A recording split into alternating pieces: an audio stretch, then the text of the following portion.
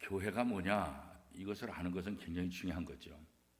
그래서 교회의 정체성, 교회의 사명, 교회의 본질, 다 같은 말이다 이렇게 얘기할 수 있겠는데, 아무튼 이 교회가 무엇이냐 이것을 알아야만 우리가 신앙생활도 제대로 할 수 있고, 또 이 교회를 통해서 우리가 무엇을 해야 하는지도 우리가 분명히 깨닫게 될 것입니다. 교회를 예수 그리스도를 구주로 고백한 사람들의 모임, 구별된 사람들의 모임 이렇게 했잖아요. 그래서 예수를 믿는 사람들의 공동체, 그것이 바로 교회다 그런 거죠. 그래서 이 교회라는 에클레시아라는 이 헬라어 말은 원래 의미는 건물이라는 의미는 전혀 없습니다. 사실 우리는 지금 교회 그러면 자꾸 건물을 이렇게 생각하게 되는데, 원래 교회라는 말은 건물에 대한 의미가 아니라 예수를 믿고 구원받은 사람들, 이 땅에서 따로 부름을 받은 구별된 사람들, 그 사람들의 모임, 이것이 교회다 그런 거예요. 그래서 예수님께서도 두세 사람이 모였다 할지라도 예수 믿는 두세 사람이 모인 곳에 내가 그들과 함께 하겠다. 그래서 두세 사람이 모였다 할지라도 예수 그리스도를 구주로 고백한 분들이 모였다고 한다면 그게 바로 교회다 그렇게 말하고, 더 나아가서 이 성령이 거하는 우리 자신이 교회다 그렇게 또 성경은 이야기를 하고 있습니다. 사도행전 1장에 보면 이제 교회가 세워지는데, 이 어떻게 교회가 세워지냐?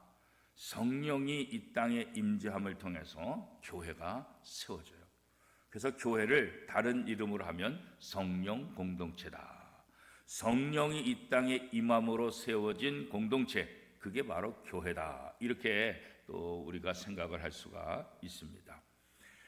예수님의 명령을 받은 제자들이 예루살렘으로 돌아와서 기도하기 시작하죠. 왜 기도했어요?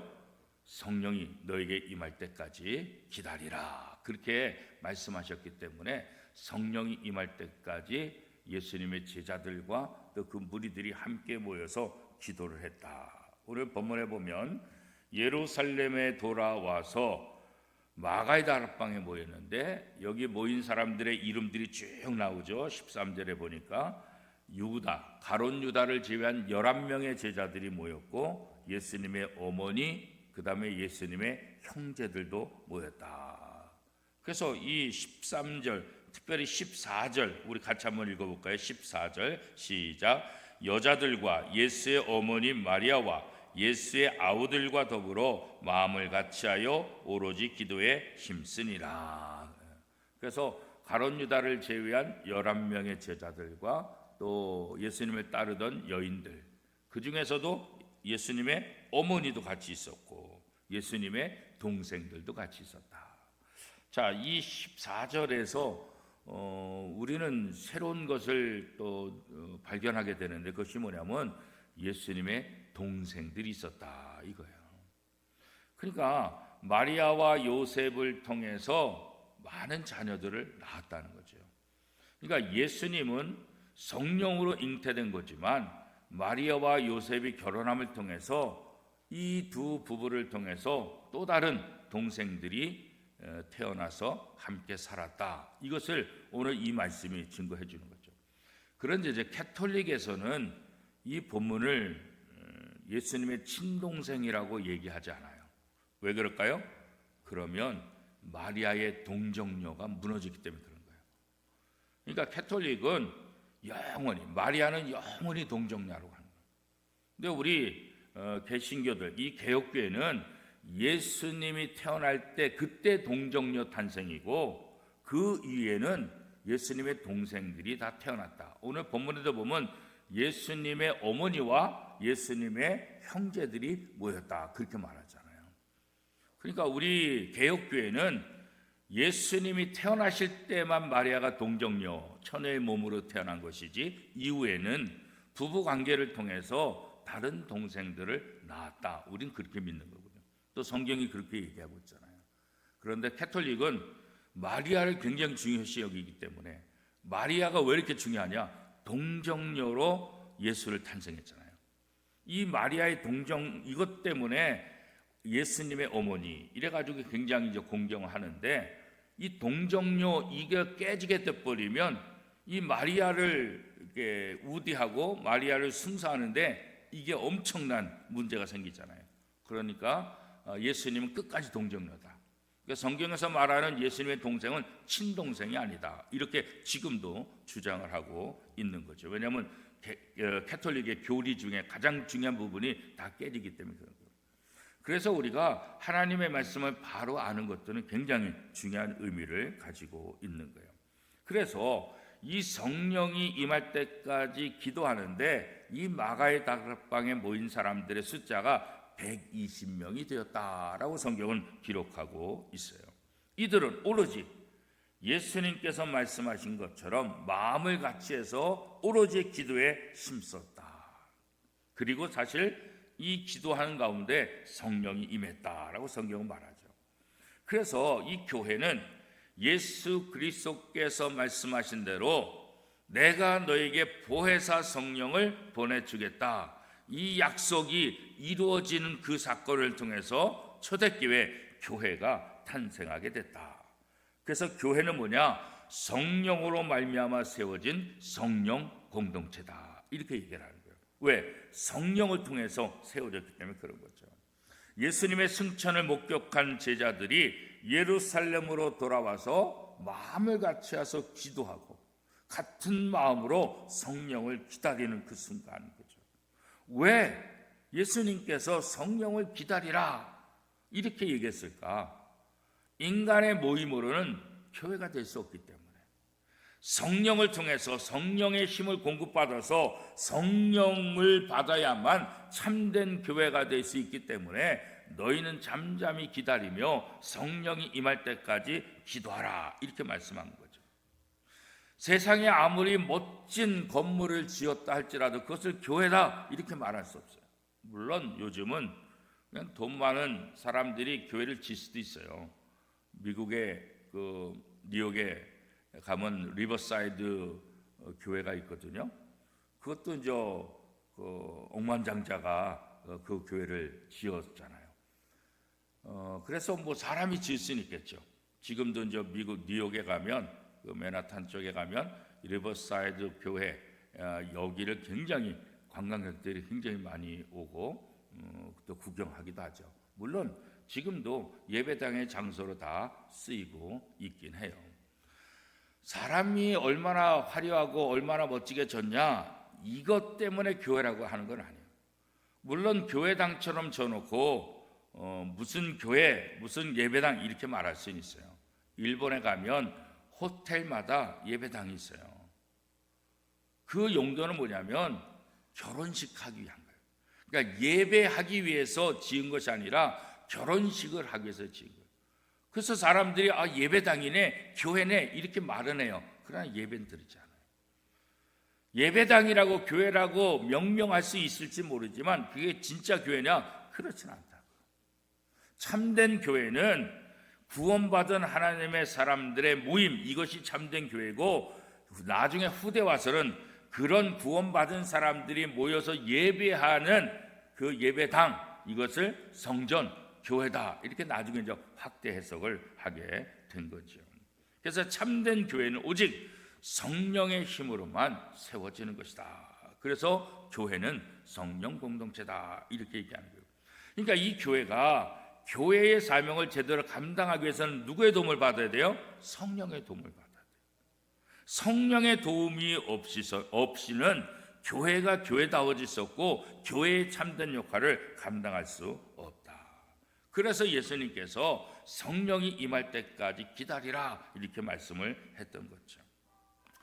자, 이 베드로는 예수님을 배반하고 죽은 유다, 이 유다 대신에 우리가 또 다른 봉사자를 세워야 되지 않겠냐, 그렇게 이제 이야기를 하죠. 물론 예수님께서 12제자 세우고 가룟 유다가 배신하고 죽었어요. 그러면 11명이 그냥 제자 역할을 감당하면 되잖아요, 그죠? 그런데 베드로가 갑자기 우리가 가룟 유다 대신 새로운 사람 한 사람을 선출해서 우리가 해왔던 그 제자들, 그 사도의 역할을 감당했으면 좋겠다. 그렇게 이제 베드로가 이야기를 하고 있죠. 그 왜 12제자를 꼭 채워야 될까? 그런 생각들을 우리가 다시 한번 해볼 수 있잖아요. 이 가룟 유다도 예수님의 제자로 선택을 받았고 예수님의 이 제자 공동체에서 돈을 맡을 정도로 신뢰받는 그런 사람이었잖아요. 그런데 예수님을 배반하고 예수님을 붙잡아 십자가에 못 박히게 하는 길잡이 역할로 전락하고 말았죠. 그래서 시편에 보면 이 베드로의 이야기를 이미 예언하고 있잖아요. 그 베드로가 황폐해질 것이고 가룟 유다가 그 가룟 유다의 직분을 다른 사람이 차지하게 될 것이다. 이미 시편을 통해서 그렇게 예언이 되어 있다고요. 그래서 이 12명의 이 제자를 왜 채울까? 그건 다른 의미가 아니에요. 12이라는 것은 완전 숫자예요. 그러니까 예수님께서 12제자를 선택했다는 것은 결국 뭐예요? 이 땅의 모든 사람들을 선택하셨다. 이 12는 완전수, 그것에 대한 상징이지 단지 12명 이건 아니라고. 그래서 그 상징 때문에 11명의 제자 역할을 할 수도 있지만 베드로를 통해서 한 명을 더 채워서 다시 12 완전수, 온 이스라엘을 구원하는, 온 이스라엘을 상징하는 그런 모습으로 회복을 시키는 그런 모습을 또 오늘 본문을 통해서 우리가 보게 되지요. 교회는 예수님을 영접하고 따르는 구원의 공동체. 그래서 이 가룟 유다 대신 한 사람을 더 선택함을 통해서 완벽한 공동체를 만들고자 했던 거죠. 사실 이 교회는 믿음이 없이는 들어올 수 없잖아요. 이 교회 없이 또 구원도 없잖아요. 하나님은 이 교회를 통해서 구원의 역사를 이끌어 가시잖아요. 가룟 유다가 불의의 삭 때문에 자신의 스승 예수 그리스도를 세상의 영광과 세상의 물질과 바꿔버리고 말았잖아요. 그렇죠? 예수님을 따른다고 하면서도 여전히 세상의 욕망에 이끌리게 되면 우리도 언제 가룟 유다처럼 될 수 있다는 것을 우리가 다시 한번 기억해야 돼요. 그리고 우리의 거룩한 성도라는 이 직분을 빼앗기게 된다는 거예요. 가룟 유다가 예수님의 제자라는 직분을 결국은 빼앗기고 다른 사람이 그 직분을 맡게 된 것처럼 오늘 우리가 이 원미동교회를 통해서 받은 직분들 이것들을 잘 감당해야 돼요. 잘 감당하지 않으면 빼앗길 수 있다는 그런 위기, 경고도 우리가 다시 한번 기억을 해야 될 거예요. 예수 그리스도를 믿는 믿음의 증거가 도대체 어디 있는가 그잖아요. 우리가 정말 예수를 믿는다는 것 때문에 신앙생활 때문에 손해본 경험이 있는가? 내가 예수님 믿는 것 때문에 내 삶 속에서 손해본 적이 있는가? 그죠? 사실은 하나님은 우리를 살리기 위해서 어마어마한 손해를 입었잖아요. 독생자 예수 그리스도를 십자가에 못 박는 그 어마어마한 희생을 했잖아요. 그죠? 그런데 오늘 우리는 하나님을 위해서 어떤 손해를 보는지, 예수님의 그 사랑을 위해서 어떤 손해를 내가 보았는지. 여러분 어떤 손해를 보았습니까? 옛날 그 부흥 강사들이나 옛날 제가 어렸을 때도 부흥회 때 많이 들었던 이야기 중에 하나가 뭐냐면 개털모자. 천국에 가면 다 면류관을 쓰는데 어떤 사람은 개털모자 쓰는 사람이 있다. 면류관이 아니라 개털모자. 부끄러운 구원이다. 또 다른 데는 그렇게 표현을 하고 있잖아요. 물론 부끄러운 구원, 개털모자를 쓰더라도 천국에 가는 것은 굉장히 중요한 거죠. 그죠? 그런데 이왕이면 개털모자가 아니라 부끄러운 구원이 아니라 영광스러운 구원, 하나님 앞에 갔을 때 면류관의 주인공이 되어야 되지 않겠나.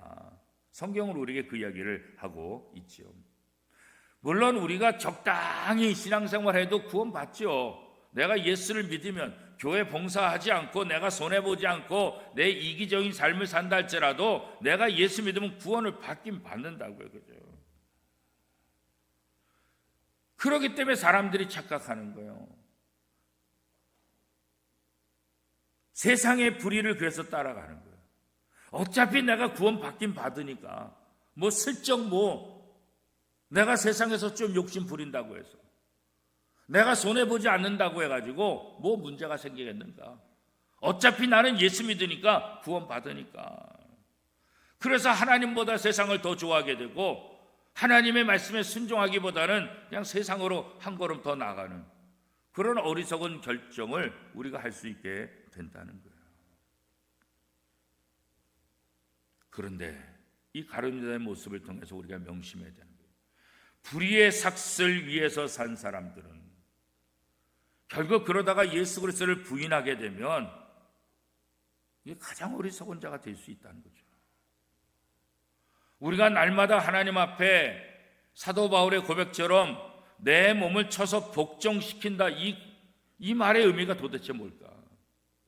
우리가 하나님의 말씀 앞에 온전히 붙잡히지 않으면 우리도 가룟 유다처럼 불의의 삭슬 위해서 내 욕심을 위해서 예수를 거부하고 예수를 포기할 수도 있는 그런 위험이 우리 속에 있다는 것 우리가 다시 한번 늘 기억을 해야 돼요. 그래서 우리는 불의의 삭슬 버리고 온전히 예수를 붙잡아야 된다. 하나님의 말씀을 붙잡고 삶을 살아야 된다. 이야기를 반복해서 하는 거예요. 자, 베드로는 유다를 대신해서 사도의 직무를 감당할 사람을 세워야 된다 이렇게 말하고 추천하죠. 제자의 역할이 뭘까? 부활하신 이후에 제자들의 역할은 아주 중요하죠. 그건 바로 부활을 증거하는 거죠. 부활을 목격한 사람이라야 이 부활을 증언할 수 있지요. 부활의 증인의 역할을 할 수 있는 그런 사람, 사도들과 항상 같이 있었던 사람. 그래서 요셉과 마띠아를 후보로 내세우죠. 요셉과 마띠아 누가 되더라도 다 괜찮은 사도의 역할을 감당할 수 있는 사람. 그러나 우리 인간의 생각대로 하지 말고 하나님께 기도하자. 그래서 기도하고 제비를 뽑아서 결국 누가 선택됐어요? 마띠아가 선택된 거죠. 그래서 마띠아가 이 사도의 수, 제자의 수에 들어가서 완벽한 온전한 이스라엘을 다시 만들어가게 되는 거죠. 우리가 이 12이라는 이 숫자 결국은 나중에 이스라엘의 뭐예요? 12지파를 상징하는 그런 의미이기도 하잖아요. 그죠? 구약의 이스라엘이 12지파로 상징되어 있잖아요. 그죠? 이 12지파로 구성된 이스라엘이 하나님의 백성이듯이 신약에서는 12사도로 상징되는 교회가 하나님의 참된 백성이다. 이렇게 이야기할 수 있는 거예요. 그래서 예수 그리스도의 부활과 승천을 목도한 제자들 굳이 12이라는 이 숫자를 세우려 했던 이유가 바로 거기에 있었던 거죠. 성령을 받은 참된 하나님의 백성이 이 부활의 증인의 역할을 감당할 수 있기 때문에 세상 사람들은 교회를 어떻게 생각하면 친목단체로 또 동호회로 또 봉사단체로 구제기관으로 이렇게 많이 생각들 하잖아요. 그죠? 물론 교회가 친목도 해야 되고 봉사도 해야 되고 세상을 향해서 구제도 해야 돼요. 그러나 이것이 교회의 본질은 아니잖아요. 교회는 참된 하나님의 백성들이 모인 곳이에요. 이 교회를 통해서 하나님께서 왜 무엇하기를 원하느냐? 초대교회가 세워지고 부족한 제자 한 명을 추가해서 하나님께서 원하신 것이 뭐냐? 다른 것 없다고. 예수 그리스도의 부활을 증거하는 그런 공동체가 되기를 원하는 거예요. 예수 그리스도의 십자가와 부활을 통해서 누구든지 예수를 믿으면 구원받는다는 사실을 온 땅에 증거될 책임, 이 책임이 어디에 있는 거예요? 바로 교회에 있는 거예요. 이것이 교회의 정체성이고 교회의 가장 중요한 목적이고 사명이라는 거예요. 이 교회의 영광을 바라봤던 사도 바울은 감옥에 갇혀서도 이 부활을 증거하잖아요. 그래서 우리 원미동교회도 지난 50년 동안 하나님의 은혜로 여기까지 왔는데 우리 교회가 마지막까지 붙잡고 마지막까지 해야 될 일이 뭐냐? 바로 부활의 증인 공동체가 됩니다. 예수 그리스도께서 부활하셔서 우리도 부활할 것이라고, 예수 그리스도를 믿는 모든 사람들은 다 구원받는다고, 이것을 증언하는, 부활을 증언하는 공동체, 이게 바로 교회다, 그런 거죠. 사도 바울은 교회가 얼마나 영광스러운 공동체인지 알았다고. 성령이 임함으로 성령을 통해서 세워진 이 교회 공동체, 이 교회 공동체가 하나님의 나라고, 이 교회 공동체를 통해서 하나님의 나라를 증거한다는 사실을 누구보다도 사도 바울은 잘 알았다고. 그래서 사도 바울은 교회를 세우고 교회를 통해서 하나님의 말씀이 온 세상에 퍼져나가기를.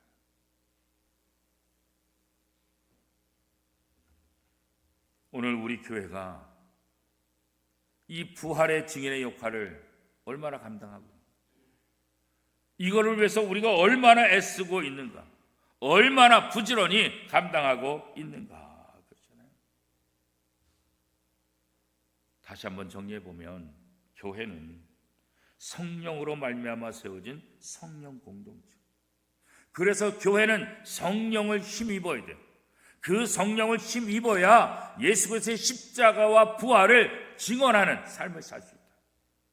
사도 바울처럼 때때로 감옥에 갇히고 제자들처럼 핍박당하고 얼마나 많은 어려움이 있을지 모른다. 그렇기 때문에 인간적인 열심만 갖고 하다간 결국 베드로처럼 예수를 부인하고 또 도망갈 수밖에 없는 거예요. 가룟 유다처럼 세상의 불의한 삭 때문에, 세상의 욕망 때문에 예수 그리스도를 저주하고 부인하고 팔아버릴 수 있는 거예요. 그래서 어떻게 해요? 이제 너희가 너희의 힘으로 하지 말고 성령을 힘입어서 성령의 도우심을 통해서 교회 사명을 잘 감당해라, 이렇게 말씀하고 있는 거예요.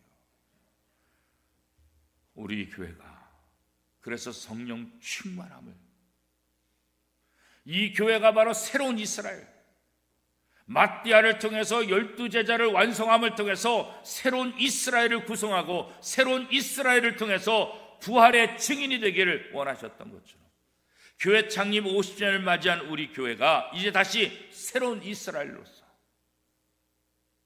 우리의 본분을 다시 확인하는 거죠. 교회가 뭐냐? 하나님의 나라예요.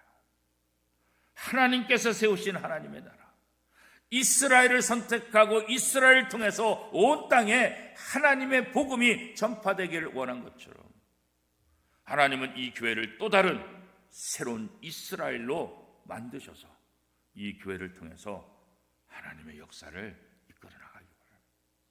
그런 면에서 교회 창립 50주년을 맞이한 우리 교회는 뭐냐? 새로운 이스라엘, 이 역할을 합니다.